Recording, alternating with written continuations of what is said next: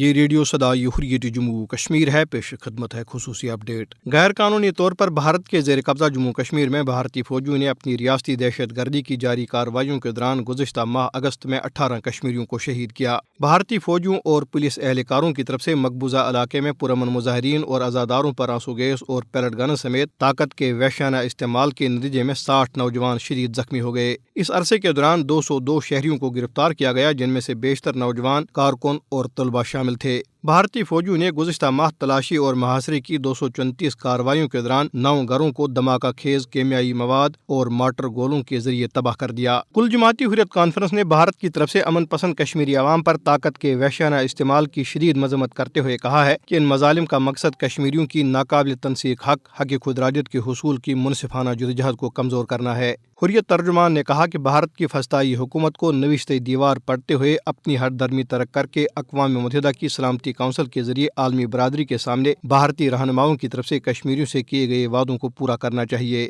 حریت ترجمان نے اقوام متحدہ کے سیکرٹری جنرل پر زور دیا کہ وہ مقبوضہ جموں کشمیر کی سنگین صورتحال کا فوری نوٹس لیں اور بھارتی فوجیوں کی طرف سے نہتے کشمیریوں کا قتل عام، جبری گرفتاریاں، خواتین کی بے حرمتی اور املاک کی تباہی کا سلسلہ بند کرانے کے لیے بھارت پر دباؤ بڑھائیں۔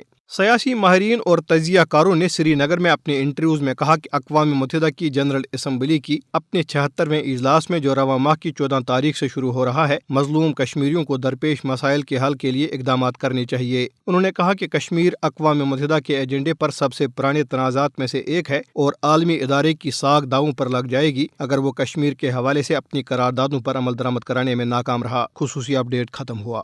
اقوام متحدہ کا 76واں سیشن عالمی ادارے کے لیے مقبوضہ جموں کشمیر کی مشکلات سے دوچار آبادی کو بچانے کے لیے ایک ٹیسٹ کیس قرار دیا جا رہا ہے۔ جموں کشمیر اقوام متحدہ کی سلامتی کونسل میں ایک بین الاقوامی تنازع کی حیثیت سے موجود ہے۔ مقبوضہ جموں کشمیر میں نریندر مودی کی فسطائی بھارتی حکومت کی غیر قانونی اقدامات نے اقوام متحدہ کی ساکھ کو بری طرح متاثر کیا ہے، اور اگر اب اقوام متحدہ جموں کشمیر پر اپنی قراردادوں پر عمل درآمد کرنے میں ناکام رہا تو یہ عالمی ادارہ اپنی بچی کھچی اعتباریت ہی کھو بیٹھے گا۔ بھارت کی ہر ممکن کوشش ہے کہ وہ کشمیر پر اقوام متحدہ کی قراردادوں پر عمل درآمد سے بچا رہے۔ ایسے میں اقوام متحدہ کا فرض ہے کہ وہ عالمی قوانین کے تحت کشمیریوں کے حق خود ارادیت کی بحالی کے لیے بھرپور اور جاندار کردار ادا کرے۔ حقیقت یہ ہے کہ مقبوضہ کشمیر میں نام نہاد سیکولر بھارت کا اصلی چہرہ بے نقاب ہو چکا ہے، اور مودی کشمیریوں پر بدترین مظالم ڈھانے کے باوجود ان کی جدوجہد آزادی کو دبانے میں ناکام رہا ہے۔